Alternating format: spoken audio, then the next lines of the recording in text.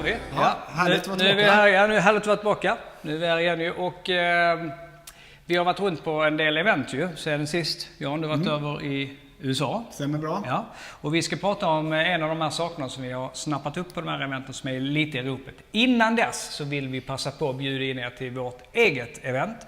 Det är en Customer Experience-dag eller halvdag ska vi säga, uppe i Stockholm. Helt gratis, där vi har bjudit in några av Sveriges ledande Customer Experience-experter att prata. Och ni är hemskt välkomna dit. Det är bara till att anmäla sig på länken som ni hittar under det här videoklippet här på YouTube. Eller var nu ligger så finns det också en länk som ni kan gå in och anmäla er där. Så ser fram emot att träffa er.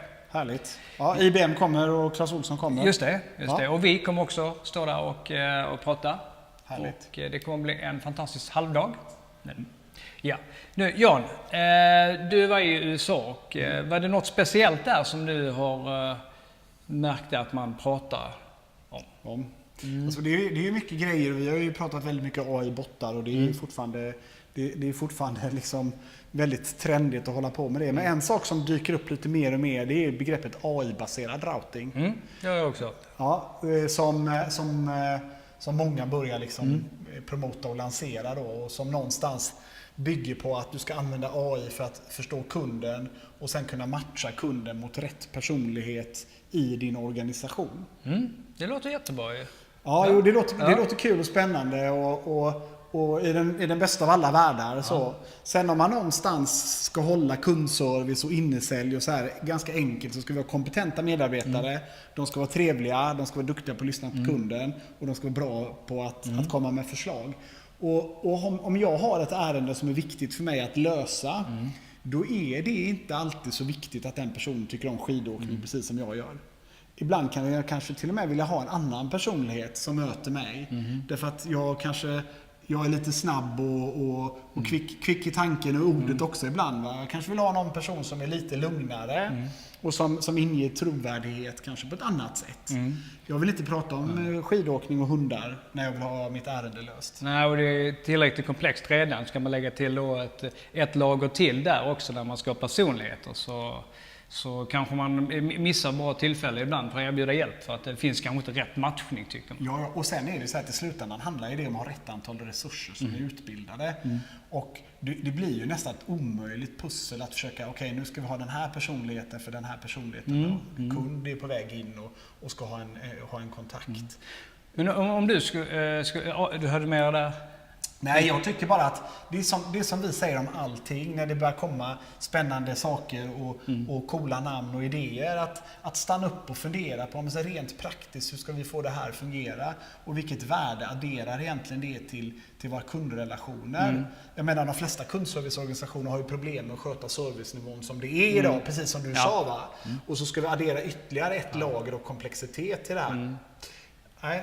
Ja, men det är som sagt, det är lite ropet nu och alla har väldigt stora förväntningar på det. Vi brukar gilla att använda peak of expectation. Nu ska det AI-baserad routing. Men om du skulle gjort det rätt, alltså, hur använder man nu tekniker som AI för att utnyttja på bästa sätt när det gäller routing utav inkommande samtal och chats och kontakter och sånt där? Jag tror att vi jobbar ju väldigt mycket med digitalisering och att möta kunder och låta kunderna vara kvar digitalt om de har valt att vara det. Och de flesta företagen möter ju sina kunder idag via digitala kanaler. Det är via webben, mobiler, appar och så vidare.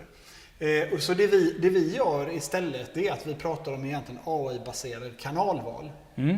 Okay. Och det man gör då, om du tänker dig ett praktiskt exempel, jag tror att vi nämnde det för ett antal spaningar sedan. Om du går och tittar på de flesta företagens kontakta oss-sidor så står det väldigt ofta ett telefonnummer där och en e-postadress. Ibland kan det finnas chatt som alternativ. Och här presenterar du ju kanaler för kunden utan att ha någon aning om vem kunden är och vad kunden vill. Och det kan ju egentligen vem som helst som jobbar i den här branschen räkna ut, att vissa kanaler är mer lämpade än andra för vissa typer av interaktioner och kontakter. Så det vi gör egentligen är att vi använder AI för att ta reda på vad kunden vill.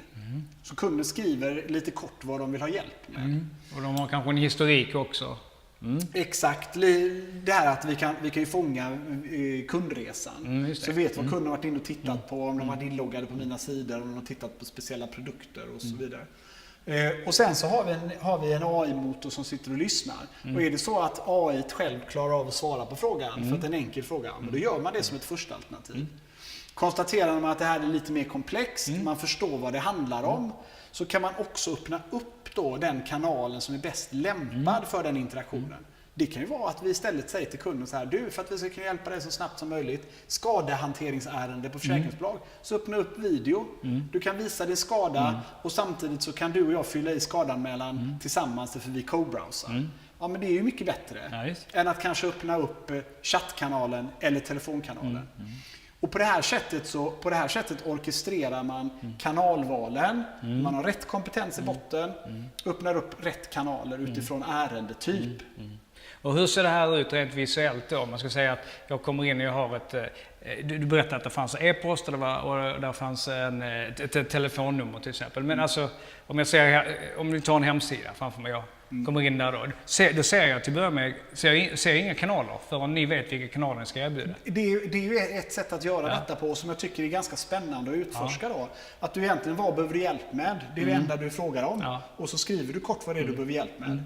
Och sedan öppnar man upp kanalerna baserat på vad det är för typ av ärende, men också vilken resa du har gjort på webben. Är det till exempel så att du är inne på dina sidor på ett försäkringsbolag eller en bank eller något liknande, en myndighet. Ja, men då öppnar vi upp kanske kanalen som är voice och co-browsing. Så du pratar med en handläggare samtidigt som du kan titta på din egna ansökan. För då vet vi att men i det här fallet så går voice mycket snabbare. I ett annat tillfälle så öppnar man upp chatten med en gång och säger du kan få svar nu med en gång. Det kan vara bra att dölja dem lite, för man har ju ett eget mönster när man söker hjälp. Att det är väldigt lätt att bara ringa. Jag tror inte alla kunder vet om möjligheterna man har att öppna upp en digital kanal istället, som du säger, med att dela dokument och dela skärm och video och allt sånt här. Så att det är nog ett bra sätt att göra det på. Och då får ju medarbetaren en massa verktyg som gör att sannolikheten ökar att de ska lösa ärendet snabbt. Att kunden ska vara nöjd och att det inte är några missförstånd. Och det tror jag är en mycket, mycket mer intressant väg att gå än att försöka koppla ihop personligheter i organisationen med personligheter hos kund.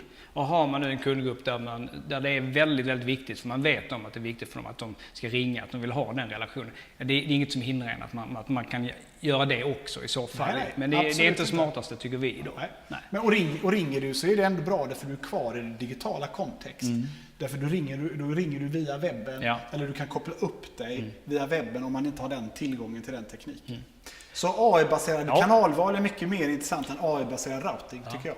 Det kommer hända mycket på det och säkert anledning att jag återkommer till det. Så tack så mycket för att ni lyssnade, och vi hoppas att vi ser den 15 maj uppe i Stockholm, och anmäla till eventet på länken som finns här under videon. Och fram till dess så får ni ha det en himla trevlig vår. Ja, härligt. Tack snälla. Hej. Ha det gott.